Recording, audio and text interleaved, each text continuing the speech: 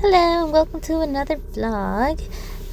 This is my designs for the next things I'm making. I'll show you more later. And I have some of my orders ready to go in boxes here. But Amazon sent me these weird boxes for some company, and they have barcodes and everything, and every box is like that. I don't know what's going on. I ordered plain brown boxes. And so what I had to do in order to fix these boxes so that I can use them was turn them inside out. So I would cut a corner and just turn them inside out. You can see the tape here from the corner that I cut, and it works just fine. But yeah, that was weird. Most of this video, I crochet most of the time, obviously, so I'm not gonna show how I crochet too much. I'll show little snippets here and there, but this is basically it the whole time. And I'm actually going to be talking about 2 conventions, so there's a lot of crochet that I need to do. I wish I could crochet this fast, because then I would finish things a lot faster. So the first convention that I will be doing is UChi-Con, so I'm going to be getting ready for that with the next crochets with the images that you saw in the beginning. Here are some of the missing yarn pieces, yarn colors that I needed for some of the commissions that I had for Con Alt Delete in December. Once I couldn't finish them because I didn't have these specific colors. I'm so glad that I found them. I was worried I wouldn't have them, but I got them. And this is me, gremlin me, crocheting in front of the TV, and mostly watching TV and not crocheting. So here I'm working on the little guys for the convention. They're seated, so they're a bit easier to make than my standing dolls. I think my standing dolls take a lot more time because I am able to add more detail. Whereas the sitting ones, they're very simple detail. I don't have to make them too intricate. So those are a little cheaper, but I can make a lot more at once. But they still take a couple days to make. It's not like I can make them all in one day. But I tried streamlining it, so I made all the heads first and then all the bodies. Just so I can finish them a little quicker. I researched online to see what characters were popular, and it seemed like a lot of these boy characters were popular, when I myself am mostly making girl characters. I didn't get any footage from the convention because it was so busy, and also because I just forgot, to be honest. But these are the cards that I got from other artists there. You're free to pause it and check them out. Wonderful artists that were there. My husband and my brother came along with. My brother to enjoy the con and my husband to help me out. I'm so glad they came with me because I think I would have been so lonely without them. But it was so much fun, so much better than I expected. That con was extremely busy. There were a lot of times where people couldn't walk anywhere because there was just so many people at the artist alley. So it was a great con. I really enjoyed it. I hope I can do it next year as well. I look forward to it. And of course I get a lot of inspirations from cons, so I have a lot of ideas of what people are looking for, things that I can do, how I can set up, and things like that. As far as commissions for this con, I only got one, but I'm so appreciative of it. I did forget my forms to sign people up for commissions, so we kind of had to hunt down the girl that bought the commission and get her information because I just plumb forgot about it. But we got it, and I have communicated with her through email, and so I'm excited to make her crochet, which hopefully you'll see in the next vlog. I had to finish up the December commissions, which I think I mentioned before already. The bunny girl I hand delivered on January 31st, which is the last day that I said I would send it. And the D&D character that I had for a commission, that one will not be delivered until after the other con that I have, which is February 1st through February 4th, because I have to make stuff for that con as well. I had so much fun making the bunny girl. She's just so cute. Totally my vibe kind of thing to make, with her little boobies and everything. But yeah, I thoroughly enjoy making these commissions. It's just everyone has a unique character, either original character or an anime character that I've never really looked into before. But I have to be honest when I say one of my most favorite to do are original characters, because they're just so unique, and it's amazing the ideas that people can come up with. If you follow me on Instagram, I try and post the commissions when they're all done. Unfortunately, for this bunny girl, I completely forgot to take an end photo for her. So the photo that I will be posting on Instagram will be a work in progress one instead of the full finished product, which I'm so sad about, but you can see her here, all nice and done. Actually, I can just take a still from this video, so that's what I'm gonna do. But look at how cute she is. This is the D&D character that I am making, and this white piece at the bottom is the staff that I'm making for the bunny girl, and I'm just not as confident about the staff as I am about the crochet dolls. I'm still trying to work on it. This D&D has so much detail, and I love it. I think it looks so cute. You still need to do the hair, and that doll also has a staff, so I have to work on that. At UChi-Con, I completely ran out of business cards, which I make myself because I don't make too many, and I just can't afford right now to buy a whole case of business cards. So I'm doing them myself for the next convention. Now the next convention is Capricon 44 Phandemonium. It is a sci-fi fantasy D&D convention. Now I'm only doing this one because one, it's downtown, so I imagine it's going to be very busy. Number two, it's at a very nice hotel, so I imagine again a lot of people shopping. However, it is downtown, and the cons about it is that it is downtown and I hate driving downtown, and parking is crazy downtown, so my husband is going to be driving me back and forth to this convention. So I don't want to be stuck having to walk around downtown with all my stuff, so I had a very small setup. This is the view from the hotel. It was at the riverfront, which is so amazing. This is a view in the kind of mid-morning.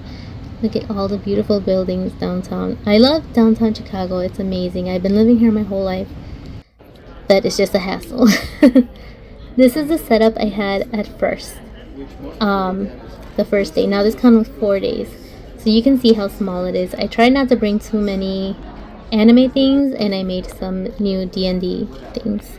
This is my next setup because my table was actually moved, and I made some potion bottles, made some mushrooms, tried to appease to the crowd there. Although I met so many great people, and downtown Chicago view was amazing, and everyone was so nice and kind, there were barely any people there, and nobody wanted to spend that much money, and the crowd was mostly I would say 50 and up, and the younger people that were there were not interested in cute anime things. So I unfortunately didn't do too well with this con. Hello, it's me. um, Sorry if my face looks really tired, but I am really tired. It's been a couple days since the con, and I just kind of wanted to finish up what I was saying about Capricon 44. That's all the footage I have of that. Like I said, so many wonderful people that I met, a lot of authors, a lot of creators, artists. It was really nice. Everyone that ran the con was very nice. But I will not be attending that con anymore. A lot of people actually said they're probably not going to be going back to that con because I don't think many people, I think a lot of people barely made their table back, except this one shop, which were going crazy. They definitely made a profit for themselves. But they were more D&D based. They had dice. They had more of what that crowd was looking for. My stuff is more dedicated to anime and cute things. The other problem that was there was most of these people, most of the attendees were 50 and above. And a lot of times they'll be like, oh, that's really cute, that's really nice. But, it's not my kind of stuff. I don't think it's really their vibe. Of course, I had the occasional ones that were like, oh, this is so cute, I'm gonna get it. Which I was grateful for, but it was mostly vendors buying from vendors. There was just not a lot of people there. I'm grateful to the vendors that bought from me because without them I would not have made my table back and I would have just wasted all my money. But while I was there, I designed more stickers. While I was there, I learned so much about picking cons and what I'm looking for, what people are looking for. I learned a lot about what kind of a business I guess I am, whereas the look, the style, I can see the difference now and I can see where I belong as far as joining a convention to sell it and where I might do well instead of there. Although I've always wanted to play D&D, I don't think I have the time for it. But if I did play D&D, I'd love to be a DM, a dungeon master, to create the whole story. I am just so interested in it. So lately, since the con, I've been watching people's campaigns online, and it just seems so much fun. But I don't think I know anyone that plays D&D. The girl that ran the dice table, I think she said she ran 9 campaigns. Excuse me. I think she said she ran 9 campaigns, which is crazy. And she says she's crazy busy all the time. But it just must be so much fun. She had a giant dice, and whenever people bought from her table, you can throw it, and whatever it would land on, it would see if you got a discount or you didn't. Mine didn't land on a discount, but she gave me a discount anyway. She was so nice. Really sweet. The authors next to me were very sweet, very talented. But yeah, I don't think I would be attending anymore. Somebody at the con mentioned that they think that con is on its way out. This was its 44th year, so obviously they used to be really good. But a lot of the fan base, because they're older, they're kind of keeping that older advertisement stuff going on, and they're not really catering to the youth anymore. So, and one other thing was we mandatorily have to wear masks, which is very uncomfortable. Although I know a lot of cons, they prefer for you to wear masks, and a lot of artists prefer to wear masks even though it's not mandated. And I appreciate that, but I don't think, I just don't like wearing the mask the whole time. If I was sick, sure, I would wear the mask.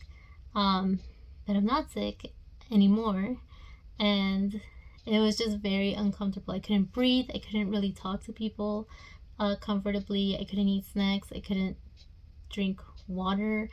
Either way, when we did eat snacks and drink water, we had to take the mask off. So I don't know. But one of the nice things about this con is they really do care about their artists and their vendors. They had a corner for snacks and drinks for the vendors. You can freely take, and they would have someone walk around taking sandwich orders, and it was completely free, and that would be your meal. And they said they didn't want for you to be passing out or feeling dizzy or being hungry. They called it the hangry cart or something. It was really cute. But they really took care of us, so I really appreciate it. Again, everyone was so nice and so lovely, but it's just not a very populated con. I recently found out, I believe yesterday or today in the morning, that I got into UChi-Con, which is another college convention. The table, I believe, is $30. I don't know how much the badges are yet, so I don't know how much I'm gonna have to pay. But that one will be in April. I am trying to get into a con for March. I did find one. I've completely forgot the name of it, but I sent them an email asking if by any chance they had tables available still or any availability. Please let me know. That I'm hoping if they do get back to me that I have stuff to sell and I actually have money to buy the table. So we'll see how that turns out. So I did get one commission from UChi-Con. I didn't get any from the Capricon event.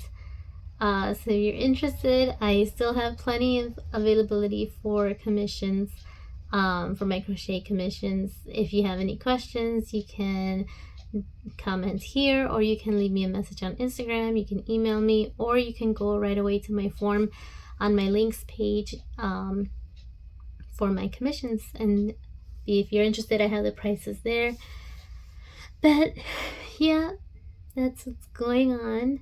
That's what happens for the Artist Daily vlogs that I have for this month. Thank you for joining me. If you'd like to support me, you can go ahead and follow me, give it a like, share. Anything would make me so happy, even if you just like this video. Thank you. Have a wonderful day. Bye.